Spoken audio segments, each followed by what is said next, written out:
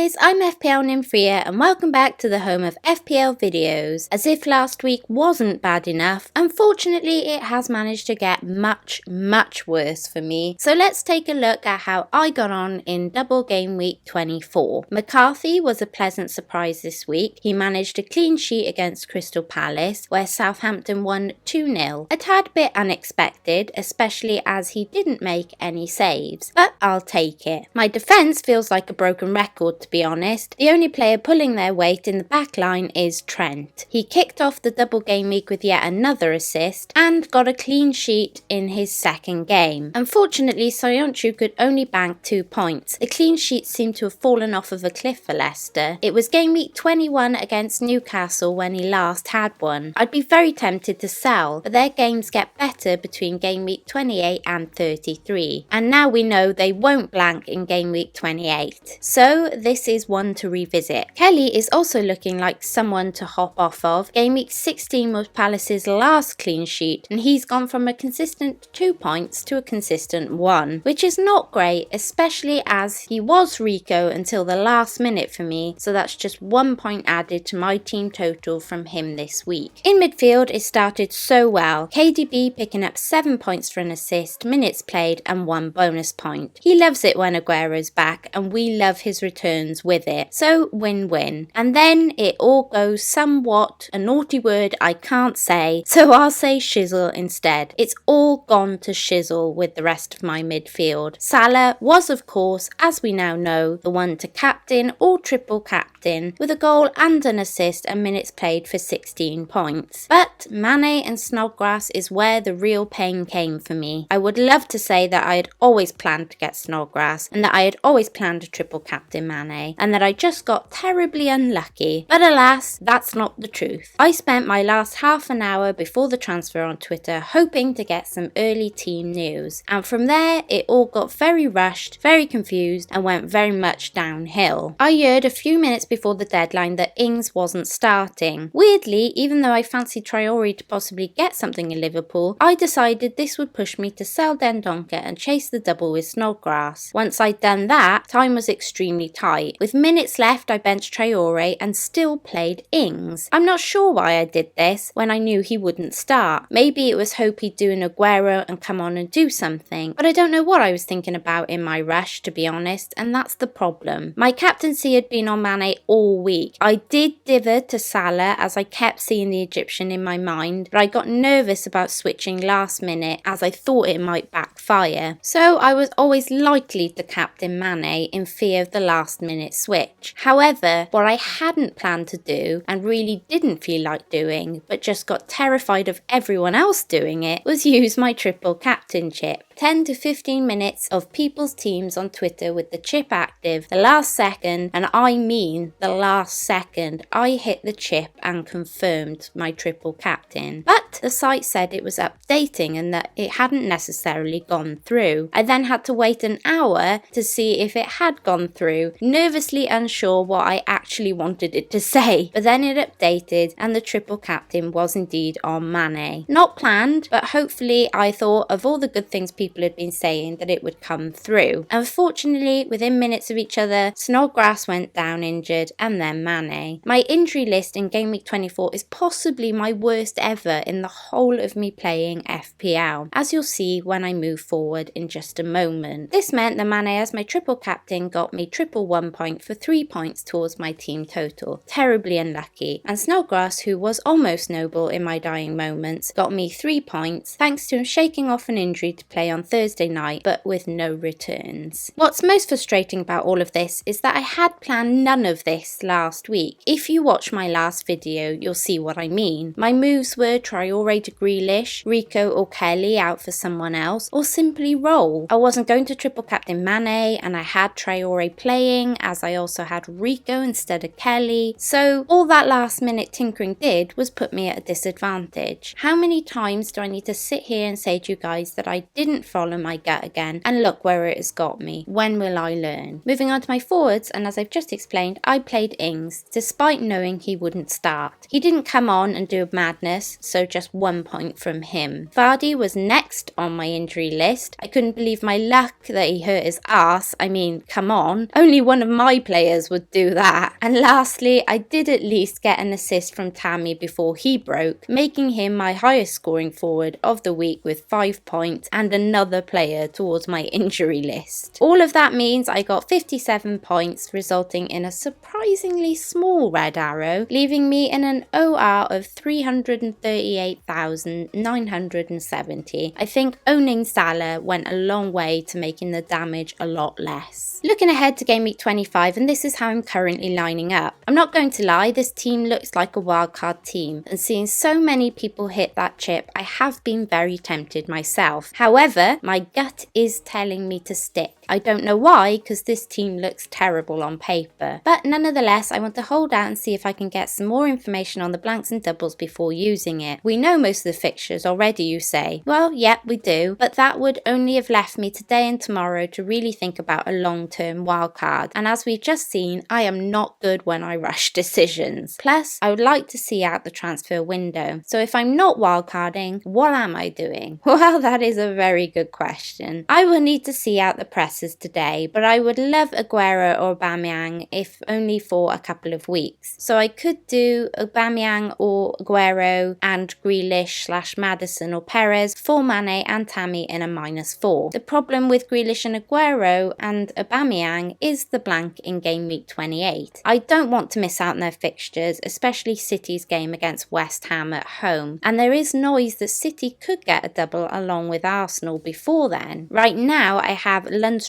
and KDB blanking, so I can consider taking on a couple of more blank game week players, as long as I have a plan in order to get off of them before the blank. If I don't want to take a hit and I want to keep Mane barring news he might start on the weekend, then Tammy to Jimmy could be my move. Albeit I did dream about Calvert-Lewin last night. Is that maybe a hint? In all honesty, it's still a bit up in the air, so feel free to make suggestions, Nymfam, and I'll see if my gut likes any of them. And lastly, moving on to the trending transfers this week, and there's not long to get these done, so let's take a look at how things could develop ahead of Game Week 25. Of the goalkeepers, Henderson is leading the way as the trendiest goalkeeper in this week with over 151,000 purchases. Pope is the next highest with over 74,000 buys. Gazzaniga and Ryan are the goalkeepers making way for Henderson and Pope. Over 66,000 managers have sold on Gazzaniga and 52,000+ managers have moved off of Ryan. In defence, Soyuncu and Kelly are the main players to be the bad side of Trendy for Game Week 25. 63,000+ managers have sold Soyuncu despite his fixtures from Game Week 28, and Kelly has 53,000+ sales, given Palace's consistent dip in clean sheet form. The Liverpool lads are neck to neck, finding it out to be the trendiest players in this week, with both sitting on just over 68,000 purchases. Pereira of Leicester is the next best, but nowhere near the Liverpool defenders with over 42,000 purchases. In midfield, the injured Mane has been sold by over a massive 539,000 of you, with a distinct straight swap to Salah emerging with over 358,000 purchases. Cantwell is the next turfed out midfielder with over 103,000 sales, and Traore is the next highest in with 169,000 purchases. Up front, Jimenez has managers' attention for the most transferred in this week with 301,000 purchases. Aguero is the next highest with 232,000+ buys. Vardy is leading the transfers out with 419,000+ sales. However, most of that could be before he was past fit mid-week. Tammy and Rashford are the next trendiest sales, 323,000+ sales for Tammy, who we're still waiting on injury news from, and 184,000+ sales for Rashford. Some exciting news, you guys. Keep your eyes open on the Wildcats channel. Something big could be happening there very soon, so head on over and check that out at FPL Wildcats. And that's it, you guys. Thanks for watching. Please feel free to check out my sponsors, fantasyfootballfix.com. And before you go, don't forget to like, subscribe, and hit that notification bell. Until next time, Nymfria out.